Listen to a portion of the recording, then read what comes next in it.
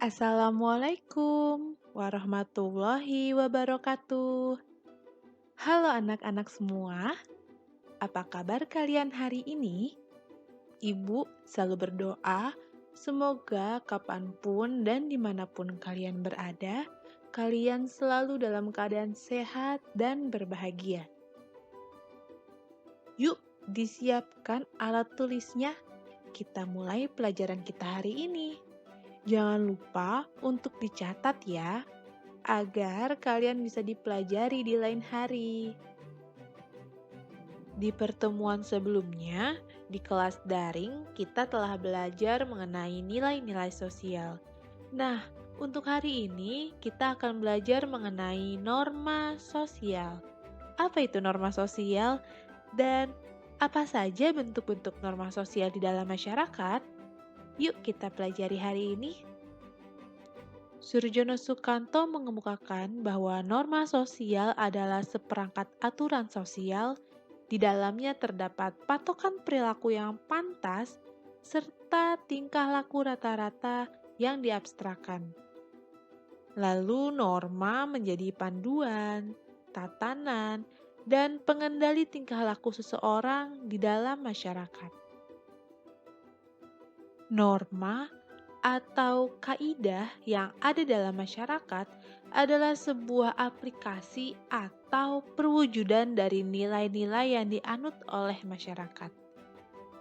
Sehingga norma dibentuk di atas nilai sosial dan diciptakan untuk menjaga serta mempertahankan nilai sosial. Biasanya, norma merupakan bentuk konkret dari nilai-nilai yang ada dalam masyarakat. Contohnya, nilai kesopanan. Nah, nilai kesopanan di sekolah diwujudkan atau dinyatakan menjadi norma, yaitu tata tertib sekolah. Jadi, jika nilai adalah sesuatu yang baik, diinginkan, dan dicita-citakan oleh masyarakat, maka norma adalah aturan bertindak untuk mewujudkan cita-cita atau nilai sosial tersebut.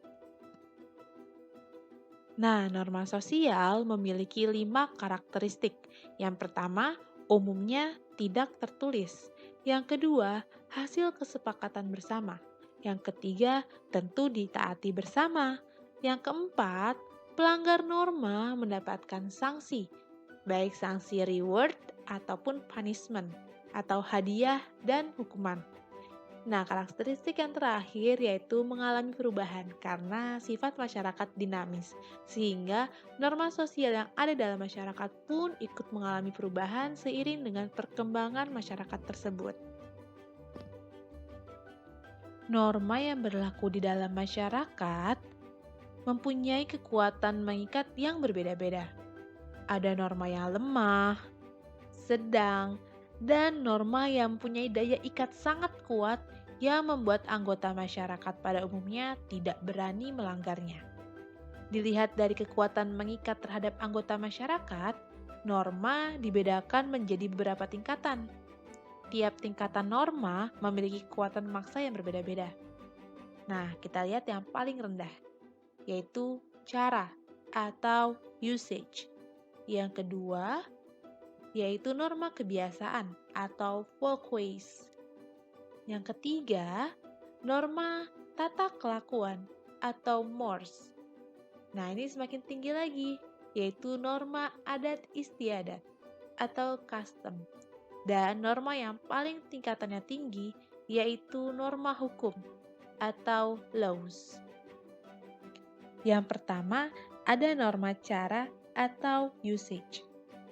Nah, norma ini memiliki paling lemah daya pengikatnya karena orang yang melanggar norma ini biasanya hanya mendapatkan sanksi dari masyarakat berupa cemoohan atau ejekan.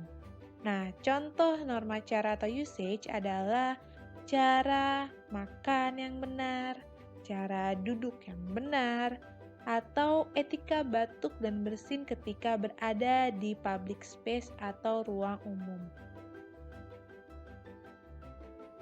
Selanjutnya, ada norma kebiasaan atau folkways. Norma ini memiliki kekuatan mengikat yang lebih kuat dibanding usage atau cara. Kebiasaan adalah perbuatan yang dilakukan berulang-ulang sehingga menjadi bukti bahwa orang yang melakukannya menyukai dan menyadari perbuatannya. Kebiasaan-kebiasaan yang dilakukan oleh sebagian besar anggota masyarakat disebut sebagai tradisi dan menjadi identitas atau ciri dari masyarakat tersebut. Contohnya, jika kita bertemu dengan orang yang lebih tua, pasti kita akan menghormati dan mencium tangannya. Nah, itu adalah salah satu contoh kebiasaan folkways yang dinilai positif dalam masyarakat. Atau kebiasaan kita pada saat pandemi seperti ini yaitu dengan memberlakukan 3M. Memakai masker, mencuci tangan, dan menjaga jarak. Nah, ini menjadi norma kebiasaan pada saat pandemi seperti kondisi sekarang ini. Norma selanjutnya yaitu tata kelakuan atau mores, yaitu aturan yang sudah diterima masyarakat secara sadar atau tidak sadar dan dijadikan alat pengawas serta kontrol terhadap anggota-anggota masyarakat. Tata kelakuan mengharuskan masyarakat untuk menyesuaikan tindakan dengan aturan yang berlaku. Biasanya, pelanggaran terhadap norma tata kelakuan ini akan diberi sanksi berat. Contohnya seperti dipermalukan di muka umum. Contoh norma tata kelakuan adalah peraturan dilarang mencontek ketika ujian atau tata kelakuan mengenai cara berpakaian yang benar ketika ada di lingkungan sekolah dan lingkungan lainnya. Norma selanjutnya yaitu adat istiadat atau custom. Norma ini pada umumnya tidak tertulis, namun tetap memiliki sanksi baik langsung maupun tidak langsung. Sanksinya berupa sikap penolakan dari masyarakat. Bagi masyarakat tradisional, penolakan masyarakat merupakan hal yang sangat menyakitkan karena sebelumnya mereka merupakan anggota masyarakat dan hidup di dalam masyarakat. Sehingga jika ada penolakan dari masyarakat, ini cukup menyakitkan bagi mereka yang melanggar. Norma adat istiadat di setiap wilayah masyarakat Indonesia memiliki perbedaan dan ciri khasnya masing-masing. Contohnya, hukum adat di Aceh. Masyarakat Aceh melarang laki-laki dan perempuan yang bukan suami istri atau keluarga berada dalam satu ruangan. Orang yang melanggarnya akan mendapatkan hukuman adat, yaitu hukum cambuk. Tingkatan norma yang paling tinggi yaitu norma hukum, yaitu himpunan petunjuk atau perintah dan larangan yang mengatur tata tertib dalam suatu masyarakat atau negara. Sanksi pada norma hukum bersifat mengikat dan memaksa. Sanksi ini dilaksanakan oleh suatu lembaga yang memiliki kedaulatan yaitu negara. Nah, norma hukum ini biasanya tertulis dan tertuang dalam peraturan-peraturan negara seperti pada Undang-Undang Dasar ataupun KUHP dan KUHP.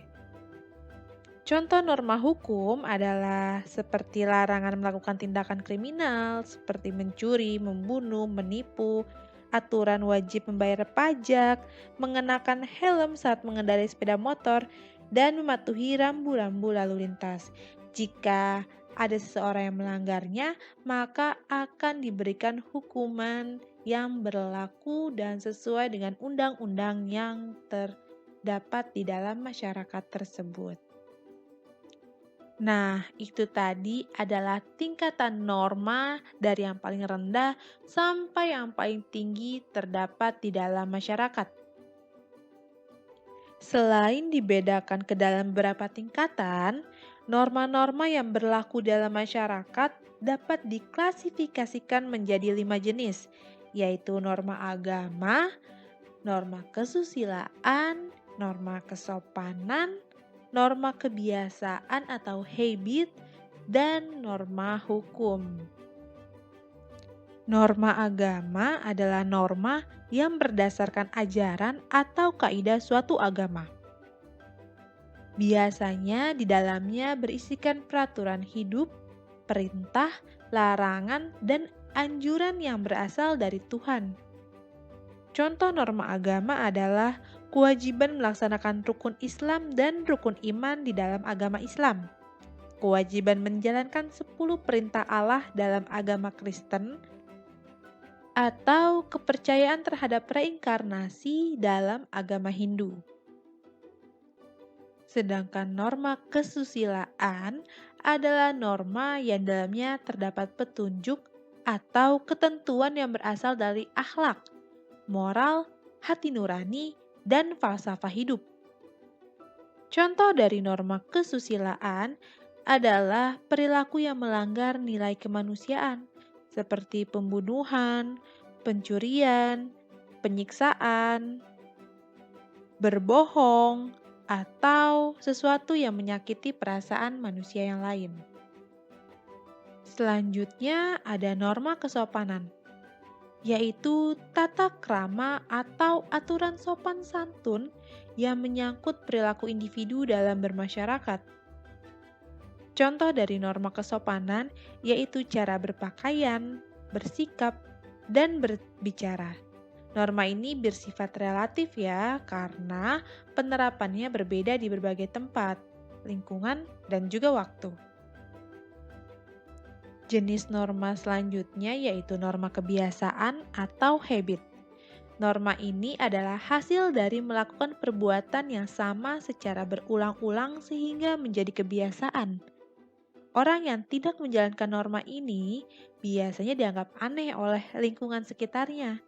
Contohnya seperti kebiasaan melakukan syukuran atau doa bagi anak yang baru dilahirkan, atau kegiatan mudik ketika menjelang Hari Raya Idul Fitri. Jenis norma yang terakhir yaitu norma hukum, yaitu perintah atau larangan yang mengatur tata tertib di dalam masyarakat. Tujuan dari norma hukum adalah menciptakan suasana aman dan tentram dalam masyarakat. Kalian tentu sudah tahu kan contoh-contoh norma hukum? Ya, seperti larangan untuk berbuat mencuri, membunuh, menipu, tidak bayar pajak, melanggar tata aturan lalu lintas, dan sebagainya. Norma sosial yang berada dalam masyarakat yang sudah kita pelajari dan bahas tadi memiliki fungsi di dalam masyarakat, yaitu norma sosial berfungsi sebagai landasan untuk melindungi diri dari ancaman kejahatan moral atau pengaruh buruk dari luar. Yang kedua, berfungsi sebagai faktor perilaku seseorang untuk menentukan terlebih dahulu bagaimana bertindak atau tindakannya akan dinilai oleh pihak lain. Yang ketiga, berfungsi sebagai alat untuk menjaga dan mempertahankan nilai sosial. Dan yang terakhir, norma sosial berfungsi sebagai unsur pengikat dan pengendali manusia dalam hidup bermasyarakat.